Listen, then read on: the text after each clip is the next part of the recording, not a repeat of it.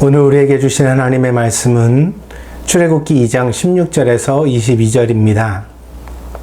출애굽기 2장 16절에서 22절입니다.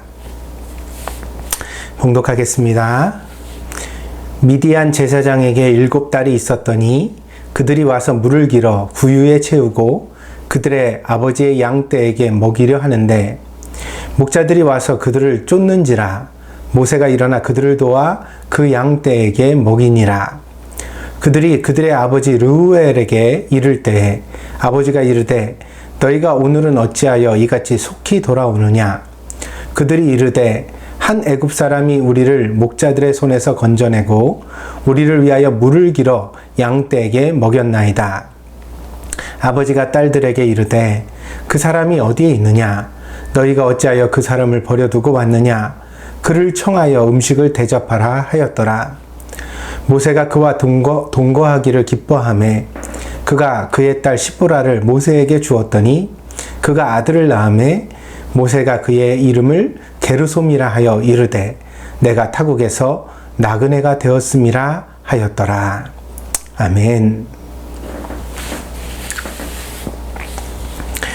뇌과학자들의 연구에 따르면 아이와 어른의 시간이 다르다고 합니다.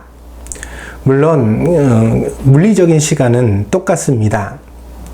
그러나 아이는 모든 경험이 새롭고 짜릿하기 때문에 이 시간을 능동적으로 반응하며 보내지만 어른은 이미 주변의 모든 것이 익숙해진 사람이기 때문에 무디게 반응하며 지나게 된다는 것입니다. 이로 인하여 아이는 하루를 길게 느끼고 어른은 하루를 아주 짧게 느끼게 된다고 합니다. 흔히 타성해졌는다 라는 말을 합니다. 이 말은 시간에 대한 감수성이 떨어진다는 뜻입니다. 모든 일을 익숙한 방식으로 처리하다 보니 시간을 보내면서도 점점 생각이 없어지는 것입니다. 생각이 사라지면 멍한 상태가 이어집니다. 무언가를 하고 있지만 아무것도 느끼지 못하는 시간이 늘어나게 되는 것입니다. 사람은 본래 보수적입니다. 변화를 그렇게 좋아하지 않습니다. 그래서 같은 집에 살고 같은 옷을 입고 같은 음식을 먹습니다. 그런 환경적 익숙함 속에서 심신의 안정을 찾게 됩니다. 이와 반대로 모험을 좋아하는 사람들도 간혹 있지만 숫자적으로 볼 때 모험을 좋아하는 사람은 소수이고 안정을 좋아하는 사람들이 언제나 다수입니다. 그렇기 때문에 변화가 없는 것은 지루할 수도 있지만 대부분의 사람이 사실 변화가 없을 때 만족함을 이미 누리기 때문에 그래서 이 변화를 만들어내는 것은 매우 어려운 일이 되는 것입니다. 가끔 좀 사회적으로 진보적인 생각을 가진 분들이 왜 그렇게 보수층이 두터우냐, 보수적인 사람들이 왜 그렇게 많으냐, 그렇게 의문을 드러내는 경우를 봅니다. 근데 사실 그것이 정상적입니다. 대부분의 사람은요, 바뀌는 걸 별로 원치 않아요. 자기가 익숙한 대로 세상이 돌아가기를 원합니다. 그리고 아주 소수의 사람들만 늘 모험을 감행하려고 합니다. 뭔가 변화를 만들어 보려고 하고요. 좀 더 나아지는 방향으로 한번 가보려고 하게 되어지는 거죠. 그래서 아주 사소한 것이라도 모든 사람이 동의를 해서 어떤 변화를 만들어내는 것은 사실은 아주 어려운 일입니다. 그래서 이 민주적 사회 속에서 세상이 어떤 긍정적 변화를 받아들이는 일이 왜 그렇게 지난한가, 왜 그렇게 어려운가, 그렇게 생각할 수도 있지만 사실 우리는 그것을 당연하게 받아들여야 합니다. 왜냐하면 사람은 어때요? 본래 보수적인 존재이기 때문에 그렇습니다. 특별히 일본 사람들은 더욱더 변화에 대하여 소극적이라고 생각합니다. 한번 룰이 정해지면 웬만해서는 절대로 그것을 바꾸지 않고 최대한 갈 수 있는 데까지 한번 가보자. 뭐 그런 생각을 하는 것 같습니다. 그래서 아주 진짜 변화가 잘 안 일어나는 그런 사회죠. 그런 일본 사회의 보수성이 한국 사람에게는 답답하기도 하고 지루하기도 합니다. 하지만 정작 일본 사람들은 그런 보수성 속에서 나름 안정감을 누리는 것 같습니다. 사회적 의식이 이런 보수성에 근거하고 있기 때문에 일본은 나그네에게 쉽지 않은 나라이기도 합니다.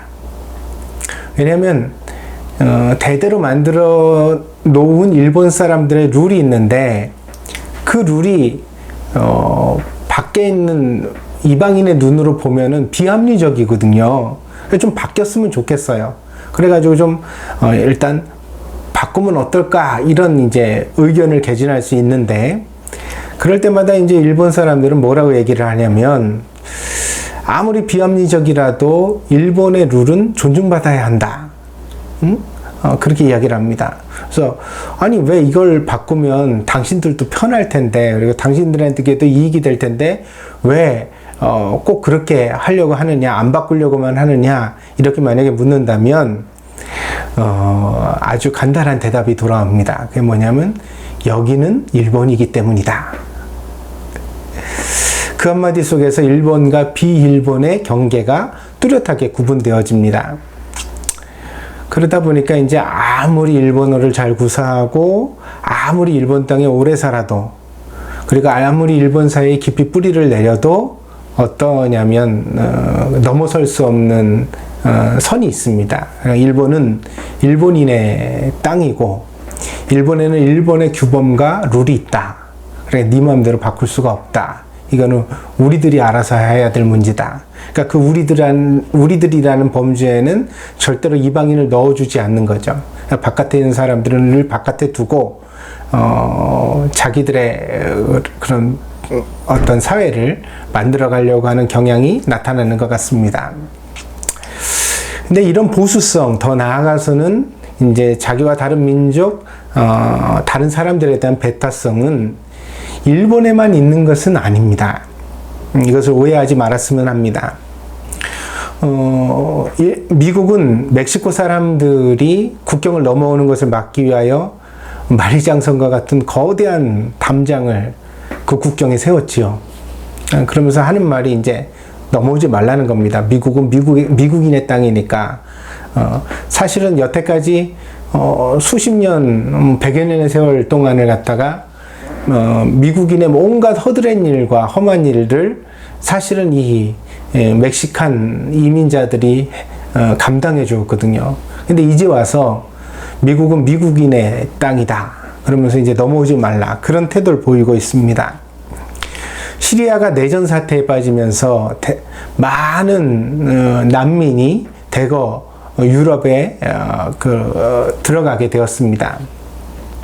근데 이제 이 시리아 난민들이 유럽에서 대부분 다 어떻게 대접을 받냐면 골칫거리로 대접을 받습니다. 그래서 우리가 대단히 선진국이라고 생각하는 유럽에서도 난민들을 내보내라, 뭐 난민들을 갖다가 우리 도시에서 못 살게 하자, 뭐 이런 구호와 이런 운동들이 보여지는 현실을 봅니다. 국경을 맞대고 있는 인도와 중국은 계속해서 갈등을 빚고 있고요. 심지어 우리의 동포라고 하는 북한도 코로나19를 막기 위해서 중국 국경지대에다 특수부대를 새롭게 배치했다고 합니다. 그러면서 중국의 밀수꾼이 북한에 들어오는 것을 용납하지 않겠다. 들어오면 사살하겠다. 그런 엄포를 놓고 있다고 합니다. 한때는 우리가 세계 시민이라는 말을 사용했습니다. 그래서 지구촌이다 이렇게 얘기를 했죠. 그 교회 이름도 지구촌이 있었습니다. 모든 나라와 민족이 이웃처럼 정겹게 지낼 수 있는 미래가 있을 것이다. 그렇게 우리가 이야기를 해왔는데, 이 코로나19라는 팬데믹 상황이 한순간에 이런 지구촌의 시민의식 같은 것들을 물거품으로 만들어버리고요. 그리고 각 나라와 민족의 강력한 배타성이 극도로 나타난 시대를 만들어내게 되었습니다. 결과적으로 지금의 세계는 어떤 세계냐? 나그네에게 가혹한 그런 시대입니다. 그리고 제가 예상하기에는 앞으로도 당분간은 점점 더 그렇게 변해갈 가능성이 적지 않다고 생각됩니다. 그러니까 점점 익숙한 사람들끼리만 똘똘 뭉쳐서 자기와 다른 것은 받아들이지 않으려고 하는 마음의 문을 닫아버리는 그런 어떤 움츠려든 사회가 계속되게 될 것이다. 이렇게 생각되어집니다. 모세는 히브리인이지만 이집트에서 태어났습니다. 말하자면 모세도 이민자의 후손입니다. 근데 이제 우리가 알거니와 그 자유로운 이민자가 아니라 당시에는 히브리 노예와 같은 상황에 빠져 있었던 그런 히브리인들에게서 태어난 것이 좀 불행하게 보여지는 것은 사실이지만, 그러나 모세도 분명히 이민자의 후손이죠. 그래서 태어나자마자 이집트 말을 먼저 배웠을 것이고 이집트의 문화 속에서 교육을 받고 자라난 사람이 되었습니다. 그래서 그가 아무리 스스로 나는 히브리인이다 라고 주장을 해도 이중적 정체성을 가질 수밖에 없습니다. 그의 가치관, 그가 알고 있는 지식, 그의 생활 습관이 히브리적이었을까요? 이집트적이었을까요? 다분히 이집트적이었을 것입니다. 모세가 이집트에서 사람을 살해하고 도망자의 신분이 되어 미디안 광야에 왔을 때 그의 나이는 40쯤 되었습니다. 오늘 본문에는 그를 처음 본 여인들, 그러니까 그것이 오늘 미디안 제사장의 딸들이다 이렇게 표현되어져 있는데, 이 이제 장차 모세의 그 장인이 되어지는 인물이잖아요. 근데 이 인물에 대해서 이제 이름이 성경에는 3개나 나옵니다. 그래서 오늘 본문에 르우엘이라는 이름이 나오고요. 그리고 다른 본문에서는 이드로, 이게 가장 유명한 이름이죠. 모세 장인, 그럼 대부분 이드로라고 이야기를 합니다. 왜냐면 나중에 이드로가 그 시보라와 모세 두 아들을 데리고 모세에게 찾아오는 장면이 성경에 나오거든요. 근데 이제 호밥이라는 이름도 등장합니다. 그래 도대체 뭐가 진짜 이름이냐? 뭐 이렇게 얘기를 하는데, 이 3개 이름이 전부 다 한 사람을 가르칠 수도 있고요. 또 한 가지 가능성은 이 르우엘은 사실은 이드로의 아버지, 그러니까 시보라의 할아버지였을 것이다. 이렇게 추측하는 견해도 있습니다. 아무튼 간에 미디안 제사장으로서의 대대로 물려오는 가문이었습니다. 오늘 본문에는 이 르우엘이라는 그런 이름으로 소개되어져 있고요. 근데 이 딸들이 처음에 모세를 보게 됩니다. 근데 이 봤을 때 이 르우엘의 딸들 중에는 시보라도 같이 포함되어져 있거든요.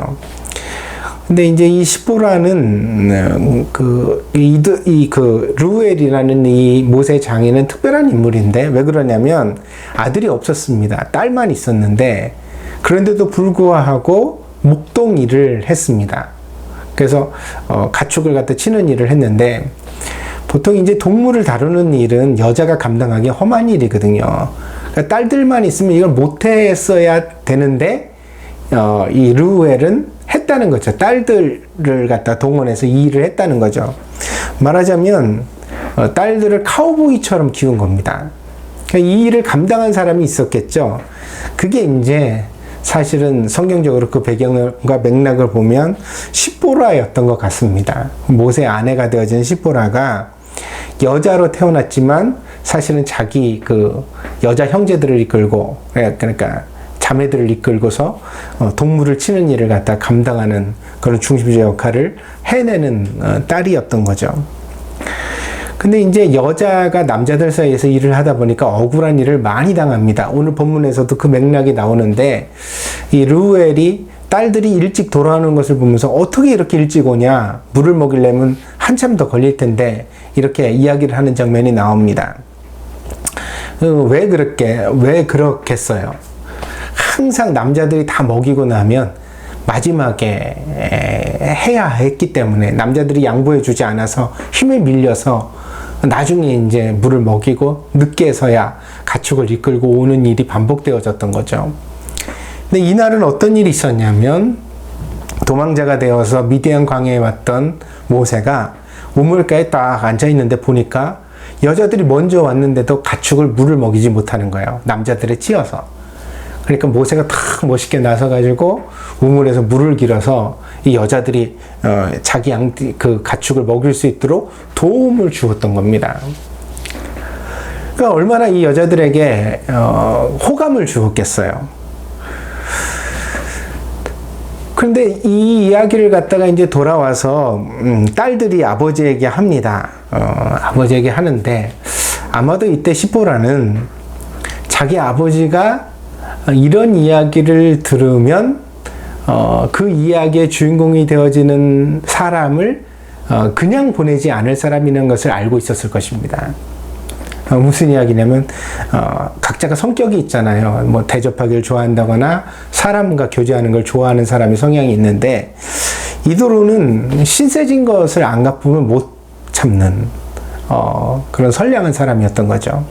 근데 이제 딸들이 그런 이야기를 아버지에게 잘 하니까 어떻게 되어져요? 아버지가 당장 본문에 나오는 것처럼 당장 가서 그 사람을 데리고 와라, 모셔와라. 내가 식사라도 대접해야겠다. 이렇게 이야기를 하게 됩니다. 만약에 그 딸들에게 그리고 시보라에게 모세가 마음에 들지 않았다면 이 이야기를 굳이 아버지에게 하지 않았을 것입니다.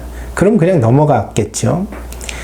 그러나 결국 이 이야기를 아버지에게 합니다. 왜냐하면 호감이 있었기 때문이죠. 그랬더니 아버지가 나중에는 어때요?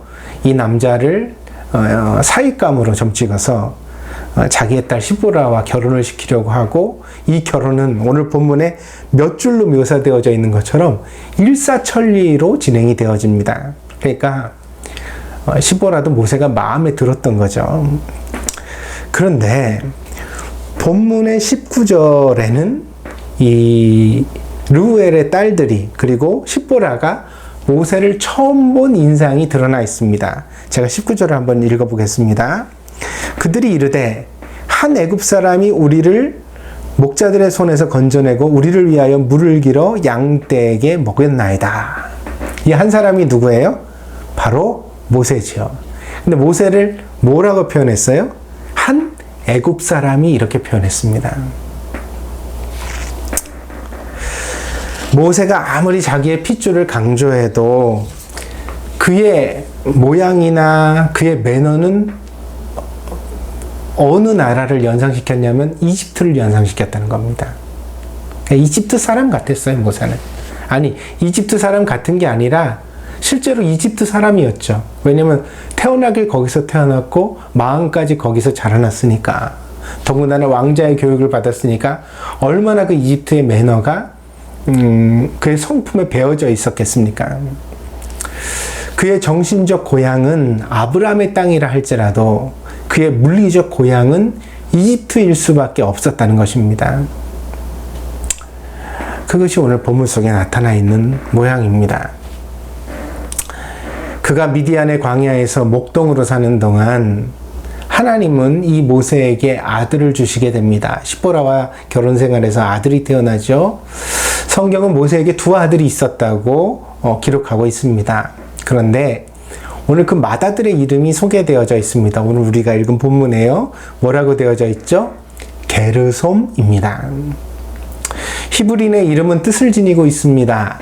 성경은 많은 경우에 그 뜻을 밝혀서 그 사람의 인생을 설명하기도 합니다.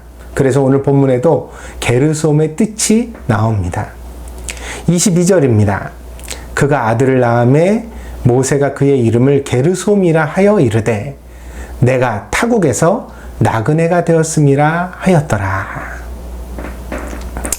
좀 더 풀이를 하자면 게르라는 말이 움츠리다, 피신하다 라는 뜻을 가졌습니다. 고대 사람들이 자기 가족이나 자기 마을을 위주로 살아갔거든요. 그래서 이제 그 고향을 떠나는 것, 자기 마을을 떠나는 것을 끔찍하게 두렵게 여겼습니다. 왜냐하면 소위 밖으로 나가면 어떤 불행한 일을 당해도 자기를 편들어 줄 사람이 없다고 생각했기 때문입니다. 그런 의미에서 나그네라는 말은 가장 외롭고 약한 사람을 의미했습니다. 그래서 모세와 같이 자기가 익숙한 땅을, 그러니까 고향 땅을 버리고 다른 곳으로 피신한다는 것은 어떻게 살아가는 것을 의미하냐면 평생 움츠리고 살아가는, 게르, 그러니까 움츠리고 살아간다는 것을 의미했습니다. 이것이 나그네라는 말의 뜻입니다. 움츠린다는 것은 온갖 억울함에도 항의를 하지 못하고 차별을 감수하면서 살아간다는 뜻입니다. 그래서 내가 익숙한 고향 땅이면 마음대로 내가 항의도 하고 얘기도 하고 뭐 주장도 하고 이랬을 텐데 그냥 눈치만 보면서 자기 자신을 갖다 이렇게 많은 다수에 숨겨서 물에 물 탄 듯 뭐 그렇게 살아가는 그런 모습을 드러내는 거죠.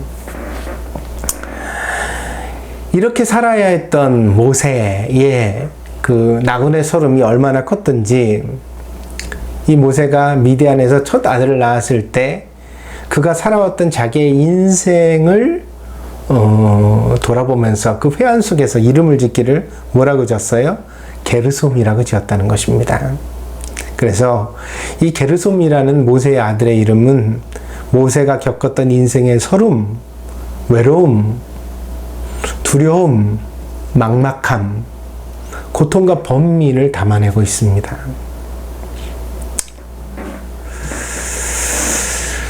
오늘 일본을 살아가는 동경드림교회 식구들이나 혹은 갑작스럽게 한국으로 귀국을 결정하게 된 분들이나 모두 막막한 심경은 비슷할 것입니다. 일본에서 계속 살아간다는 것도 어떠냐면 그리 만만한 일은 아니고요. 사실 미래가 빨리 안정이 됐으면 좋겠는데 그게 쉽게 끝이 보이지 않잖아요. 뭐 질병의 상황도 그렇죠. 또 경제적 상황도 그렇죠. 또 앞으로 사회적 상황도 어떻게 변할지 모르죠. 또 요즘 왜 그렇게 일본이랑 한국이랑 어떤 정치적인 갈등 같은 상황들이 계속 불거져 나오는지 참 소시민의 입장에서는 되게 좀 버겁고 힘든 그런 형편입니다. 그러다 보니까 더 막막해지죠. 그래서 우리는 계속 일본에 살 것이냐 혹은 일본에서 한국으로 귀국을 결정할 것이냐 혹은 다른 곳으로 갈 것이냐 뭐 이런 모든 결정에 대하여서 모든 선택에 대하여서 정답이 무엇인지를 찾지만 과연 뭐가 정답일까를 늘 고민하면서 막 열심히 찾지만 그러나 아무리 고민을 해도 무엇이 정답인지는 알 수가 없습니다. 그래서 막막한 거죠. 인생의 결정은 아무도 대신 책임을 져주지 않습니다.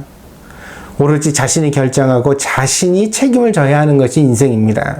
그런 의미에서 인생 자체가 본질이 외로운 것이지만 더 특별히 이민사회를 살아가는 나그네라는 그 이름에 어울리는 어떤 서름을 더 많이 경험하며 살아가는 사람들에게는 더 많은 고민이 되어지는 그리고 더 많이 외로운 요즘의 현실이 아닌가 합니다. 그래서 먼저 이 시간을 통해 여러분에게 위로를 전합니다.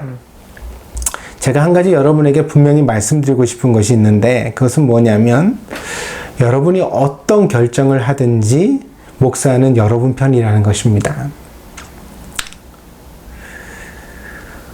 그래서 여러분이 어떤 결정을 하든지 그 결정이 순조롭게 잘 이루어지기를 위해서 정성껏 제가 할 수 있는 대로 최대한 기도하겠다고 여러분에게 약속드리고 싶습니다.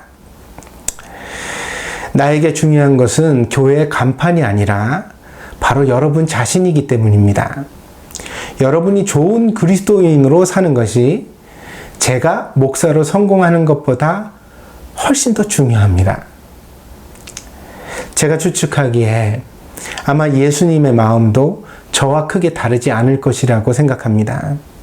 그러므로 여러분이 조금이라도 오늘 이 예배를 통하여 위로를 받고 목사에게 기도 부탁 많이 하시고요. 아이고 내가 이런 얘기하면 목사님은 어떻게 생각하실까? 뭐 이런 고민하지 마세요. 그런 고민할 시간에 다른 고민하시고 그리고 여러분이 가지고 있는 고민을 내려놓을 수 있다면 최대한 목사에게 내려놓으십시오.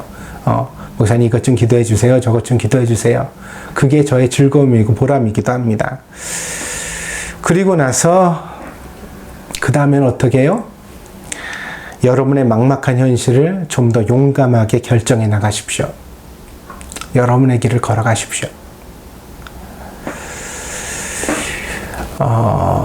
그래서 여러분들이 좋은 길을 찾아갈 수 있게 되어지기를 바랍니다. 고생의 경험은 때로 사람을 망치기도 하지만 때로는 사람을 성장하게 만들기도 합니다. 그래서 오늘 본문에 나오는 모세의 막막한 나그네의 경험 말이에요. 내가 인생이 정말 나그네구나 이렇게 생각했던 이 경험이 결국 모세에게는 은혜가 되었습니다. 왜냐하면 하나님께서 모세를 통해 이스라엘 백성들에게 나그네를 이해하고 선하게 대하라는 계명을 주셨기 때문입니다. 여러분, 목사가 설교를 할 때 가장 힘있게 감동적으로 설교할 수 있는 건 뭐냐면 자기가 경험한 설교예요. 그러니까 내가 그걸 공감할 수 있고 내가 느꼈던 바를 설교할 때 힘이 나오거든요. 근데 이제 모세에게 하나님이 그런 은혜를 주셨어요. 그래서 출애굽기 22장 21절 보면요. 모세를 통해 하나님이 이렇게 말씀하십니다. 너는 이방 나그네를 압제하지 말며 그들을 학대하지 말라. 너희도 애굽 땅에서 나그네였음이라. 또 23장 9절입니다. 너는 이방 나그네를 압제하지 말라. 너희가 애굽 땅에서 나그네 되었은즉 나그네의 사정을 아느니라. 23장 12절입니다. 너는 엿새 동안에 내 일을 하고 일곱째 날에는 쉬라. 내 소와 나귀가 쉴 것이며 내 여종의 자식과 나그네가 숨을 돌리리라. 그러니까는 모세가 이스라엘 백성들에게 너희도 이집트에서 나그네였다 이렇게 설명을 하잖아요. 근데 이렇게 설교를 할 때 이 모세 내면에는 본인이 겪었던 나그네의 서름과 삶이 그 안에 녹아져 있는 거죠. 그래서 우리가 마땅히 그러해야 된다 이런 강한 메시지를 담아내고 있는 것입니다. 하나님의 말씀은 경험을 통해 보다 큰 감동과 능력을 지니게 되는데 바로 나그네에 대한 말씀이 게르솜의 아버지였던 모세에게 그러했던 것입니다. 더 나아가 구약의 율법에 있는 이 계명은 신약의 복음으로도 연결됩니다. 그래서 예수님께서 직접 자기 자신을 말씀하실 때 나를 섬기는 사람은 어떻게 살아야 한다 라고 이제 설명하실 때 뭐라고 그러냐면 나그네에게 한 것이 나에게 한 것이다. 나를 대하듯 나그네를 대해야 한다 라고 설교하십니다. 그것이 마태복음 25장 35절 36절입니다.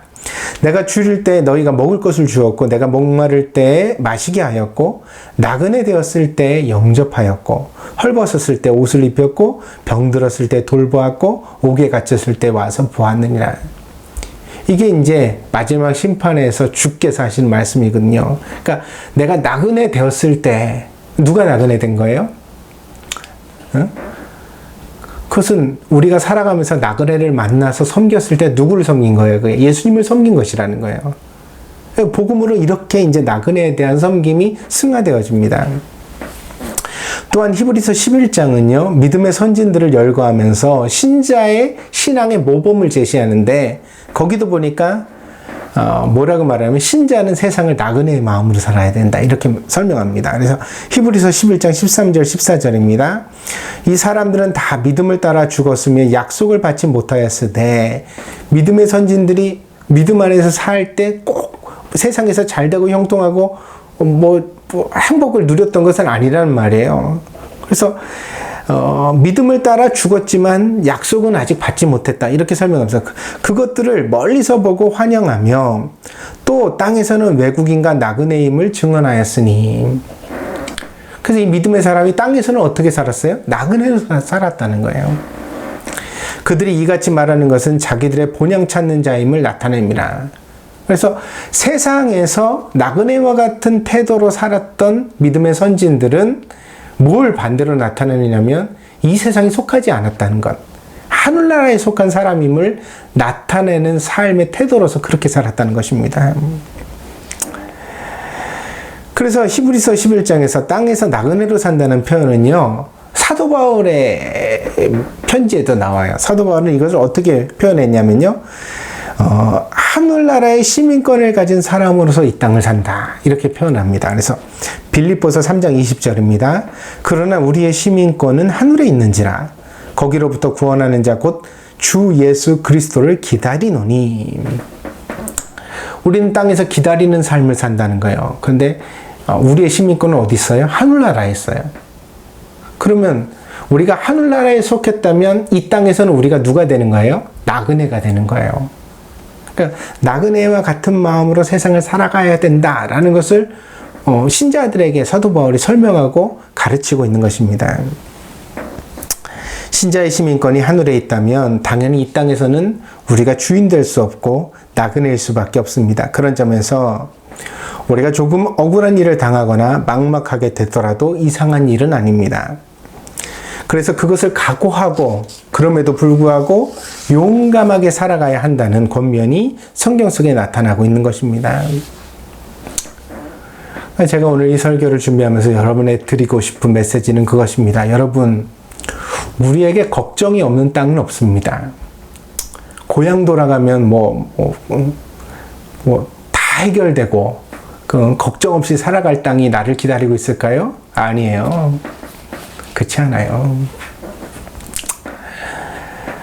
모세는 이집트에서도 환영받지 못했고 미디안에서도 나그네 서름을 겪었으며 가나안 땅에도 들어가지 못했어요.